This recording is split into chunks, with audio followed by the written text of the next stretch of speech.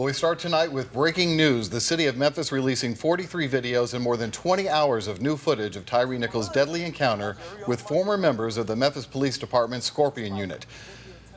Thanks for joining us at 6. I'm Richard Ransom. And I'm Pepper Baker. Now, while the new footage shines a little more light on what happened 1 year ago, it also raises more questions about this monumental case. We'll get analysis from experts here in the studio with us shortly. But first, ABC 24's Stephen Pimpo breaks down what he discovered today. Stephen? Richard, Pepper, one of the main themes we continue to come up against while reviewing this footage revolves around the ex-Memphis police officers involved in Tyre Nichols' death contradicting each other on camera, especially when it comes to why they pulled him over and the degree to which Nichols allegedly resisted arrest. He started fighting with us and took off, and he got pepper sprayed and took off running. They did catch him. Yes, ma'am. Yes, ma'am.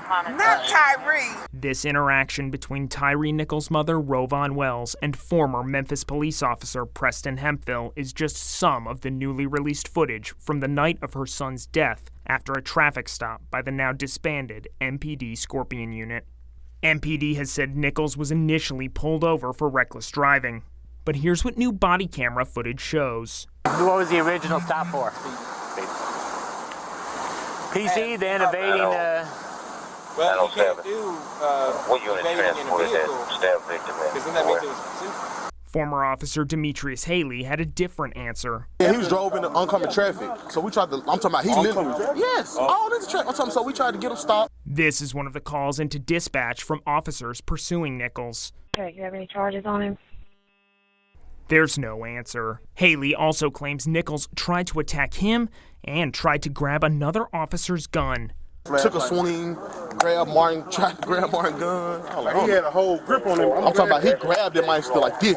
But this is how Officer Hemphill described his interaction with Nichols. Dude was very polite while resisting. I'll give him credit. What was he saying? We're telling him, get on the ground. Okay, officers, I'm getting on the ground. Okay, officers, whatever you say, and not doing it. He was politely resisting. But it still cost Nichols his life. Now, the only reason this latest Tyre Nichols-related video was released is because a media coalition sued for its release last March, granting public access to the court's gag order in the criminal case against the 5 now former MPD officers. This new video comes out 1 year and 3 days after the city released the initial video footage. Richard, Pepper. All right, thank you, Stephen. The latest release of hours and hours of footage is bringing reaction ranging from attorneys representing Nichols' family to the new Memphis mayor, Paul Young. Nichols' attorneys, Ben Crump and Antonio Romanucci, have released a statement saying we expect the videos to affirm what we have said from day one, that there was absolutely no justification for the officers' brutal and inhumane actions. Mayor Paul Young also issuing a statement saying, obviously, this is painful for all of us. The release of this material, the additional video and audio files released today, and the documents that will be released soon will be an important step in the continued healing of our community. Young says the city will be releasing those additional documents in 2 weeks. And we'll certainly stay on top of it when they do. And of course, the trial dates are all scheduled for cases related to the death of Tyre Nichols, including that $550 million civil lawsuit which blames the city and MPD for turning a blind eye to the aggressive policing of the Scorpion Unit. Here's the trial calendar as it stands tonight.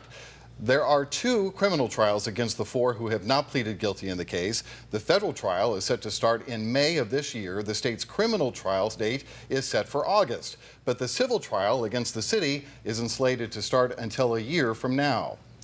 Let's get some legal analysis of today's developments with Memphis defense attorney Art Horn. And Art, on our News at 5, you said the video evidence is so damaging you expect more plea deals may be coming. So while we may be just seeing this video today, those defense attorneys all saw them a long time ago. So why do you think we've seen only 1 guilty plea so far, and might the officers be tried separately? I think what you're seeing is one, you want to see if, I think Haley is probably had the most egregious behavior. And so if they decided to try him first, that would give other officers opportunities to cooperate for a lower sentence. But you know, as I was sitting here watching these videos, what came to mind was technology. And kudos to technology, because in the past, after this egregious act against Tyre Nichols happened, these officers would have been able to get together and kind of quarterback the story, get their story together, and all be on one accord and one page. And because now you have body cams and you have video footage, they weren't given the opportunity to do that.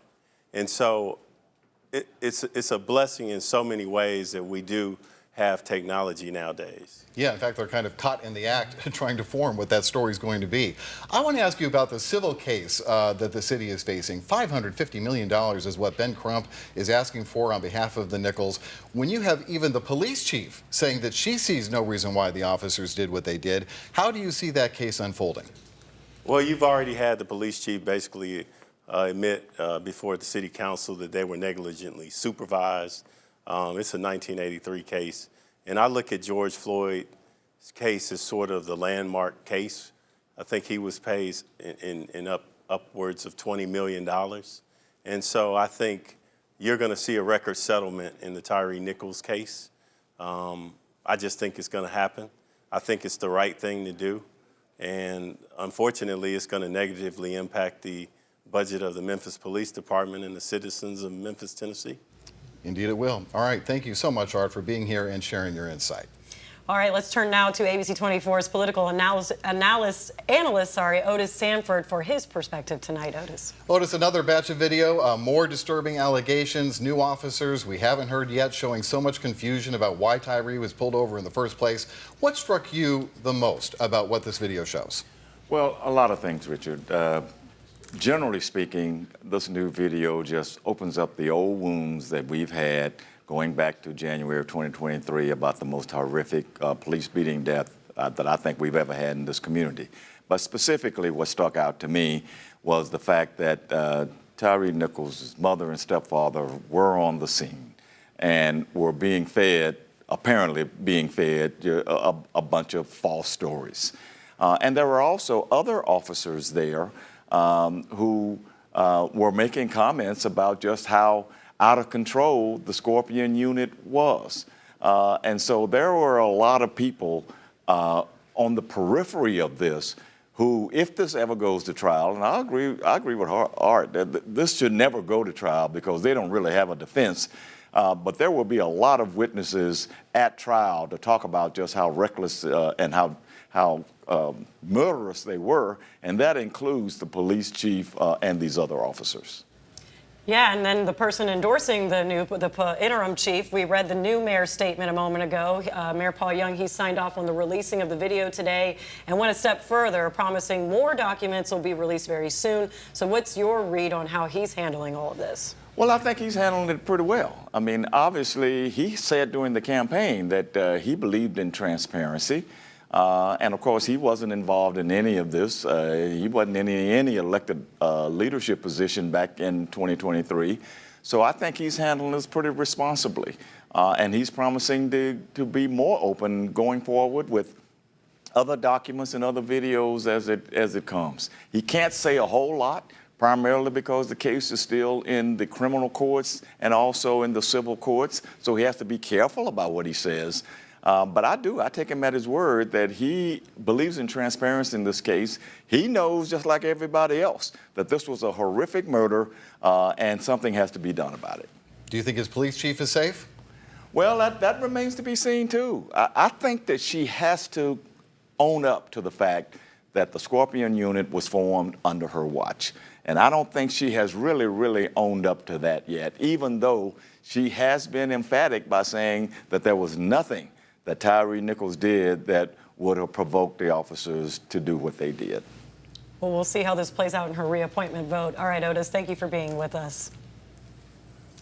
Well, the Tyre Nichols case is one reason the Department of Justice released a guide for all cities when it comes to how they use specialized units in law enforcement. It says cities must assess when and where such units are appropriate and to make sure there's proper oversight by management. The guide suggests the best way to form such units, how to select who supervises them, and make sure they're held accountable.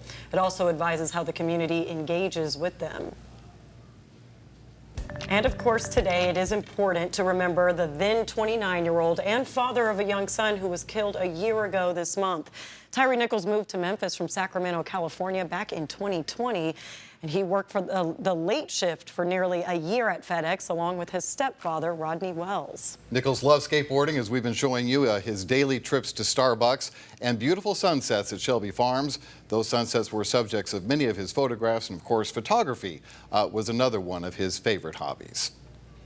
ABC 24 staying on top of every new development in the Tyre Nichols case, on air and online. In fact, you can always get the latest information 24/7 by going to the ABC 24 app. It's free on the App Store and Google Play, and always has the latest updates on news and weather in the Mid-South. All right, it's a busy night of news, and we're just getting started at 6. We'll show you why one local judge says it's time for courts to work more hours to handle its cases. Plus, water problems are still plaguing many communities in the Mid-South, why the situation is improving in some places and why others are about to have their water turned off. Say it isn't so. We'll be back on the news at 6.